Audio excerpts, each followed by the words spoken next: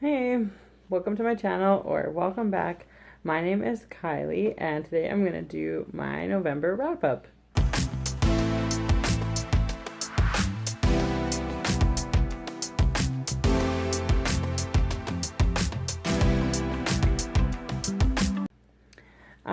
November, I was hosting a nonfiction November type of readathon.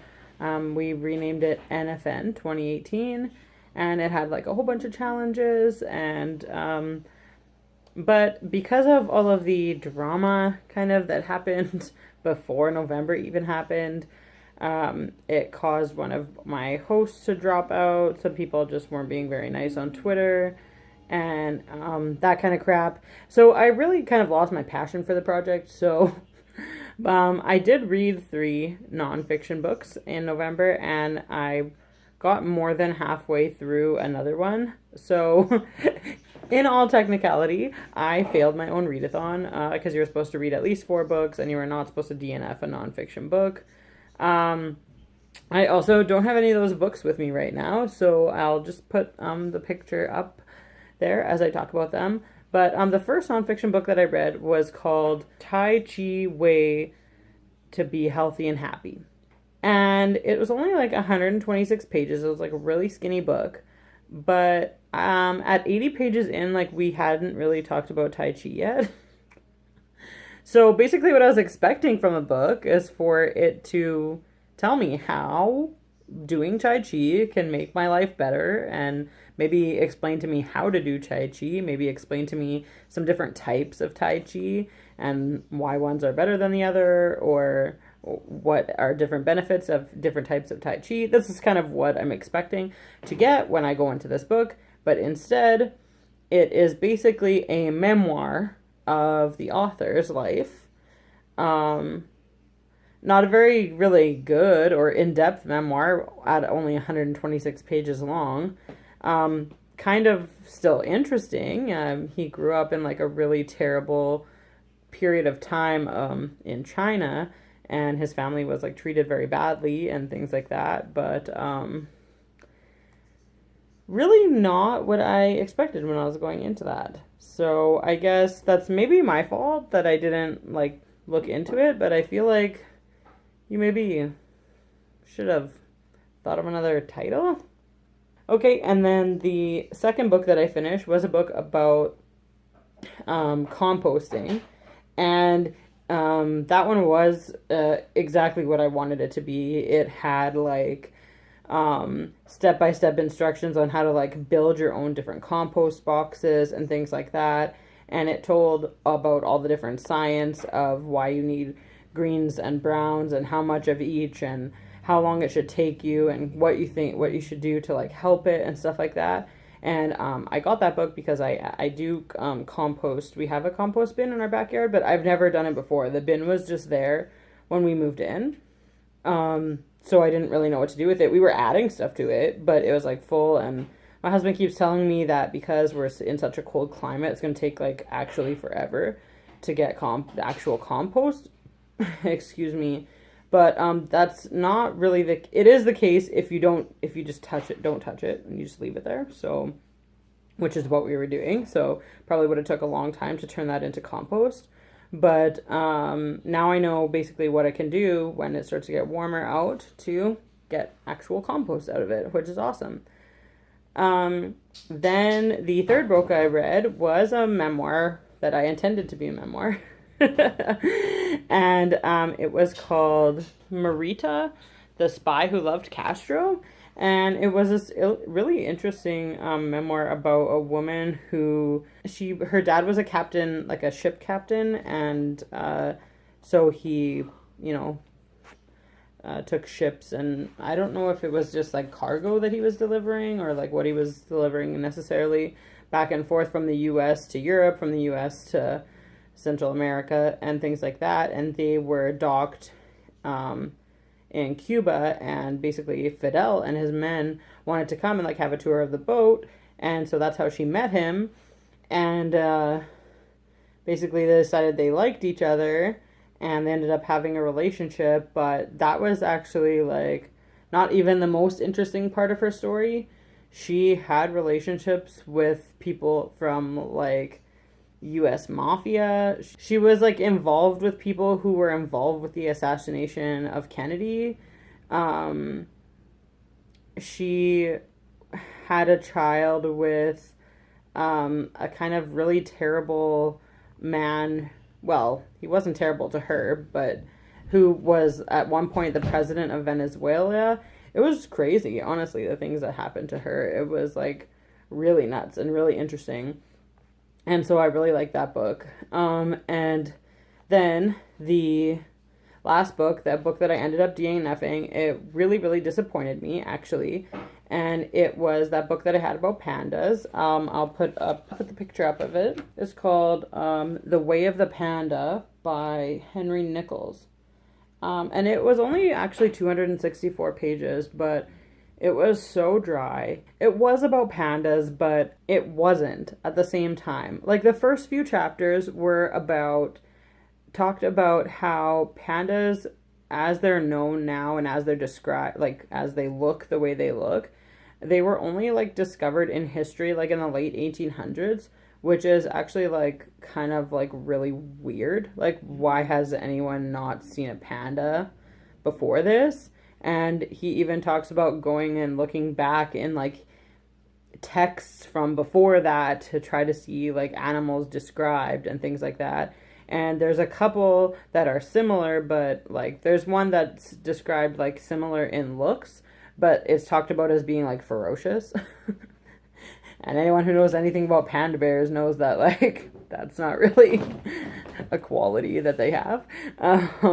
So like things like that, that's what kind of it talked about in the beginning.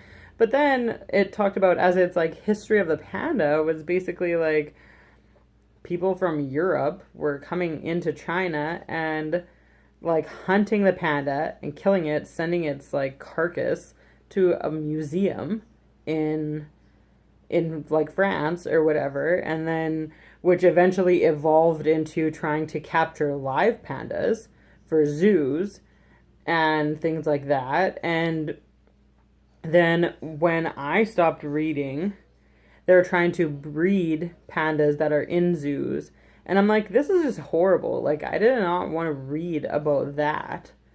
And it's so dry. And it at one point was, one of the chapters was talking about like the World Wildlife Federation, because they their symbol is a panda, and I don't know, they supposedly are trying to protect pandas or protect all wildlife or whatever. But it really was giving like basically the history of the organization and like how it was formed and how it evolved, and it really didn't have anything to do with pandas at all.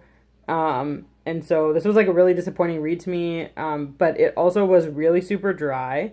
And then because like really huge chunks of it were not about pandas, I got bored really quickly, and I found myself like struggling to even finish like one chapter at a time.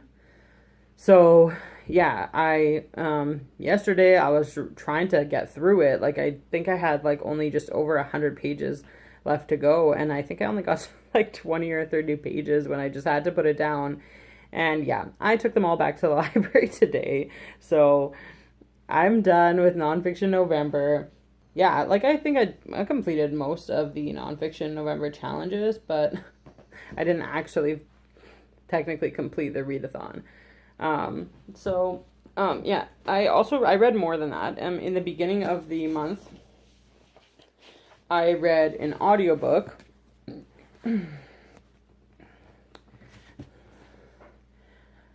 A Court of Mist and Fury, A Court of Wings and Ruin, and A Court of Frost and Starlight.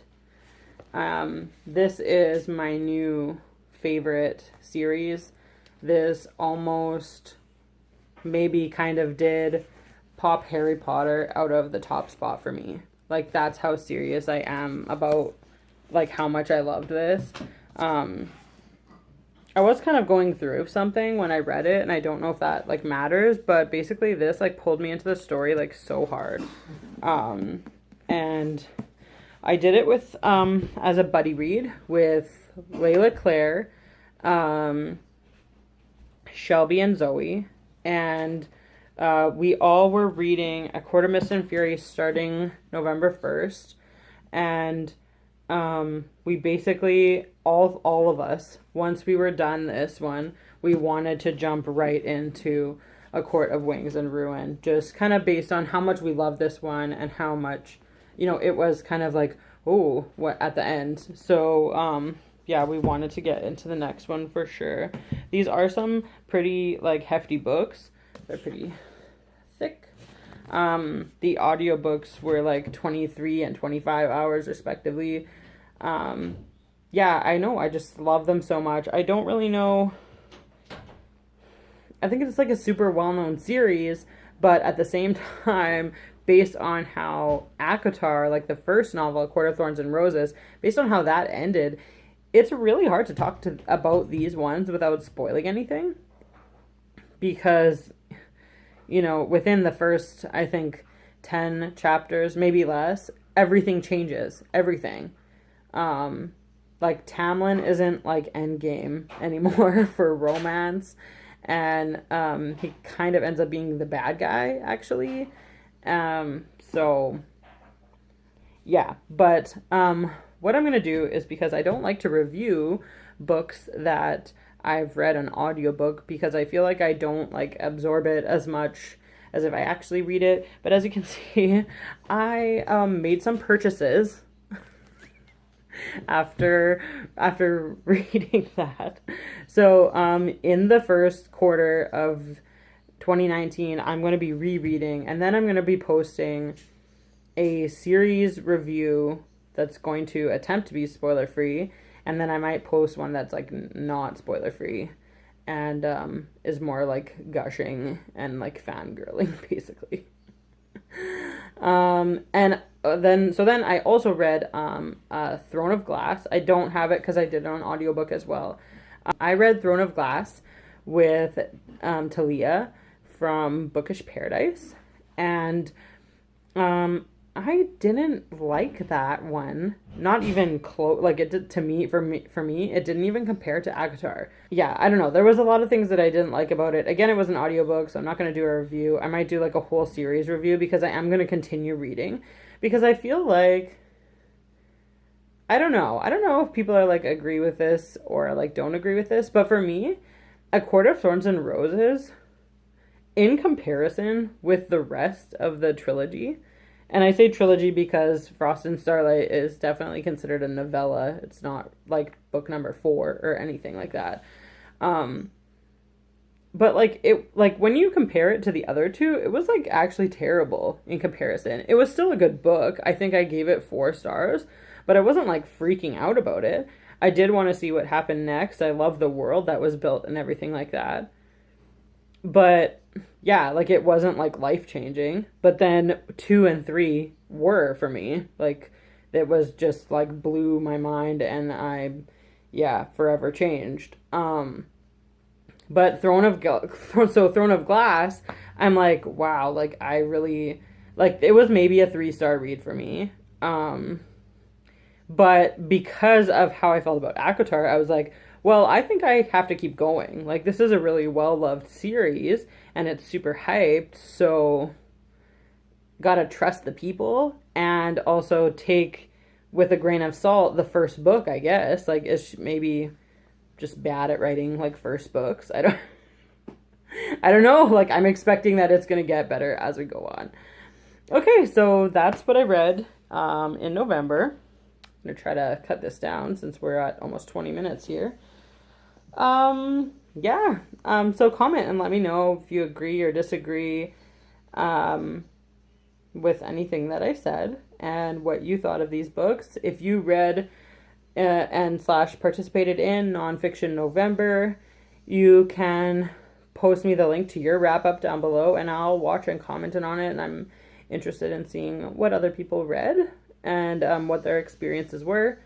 So that's it, I guess. Like and subscribe to see more from me. Thank you so much for watching, and that's all I have for you today. Bye.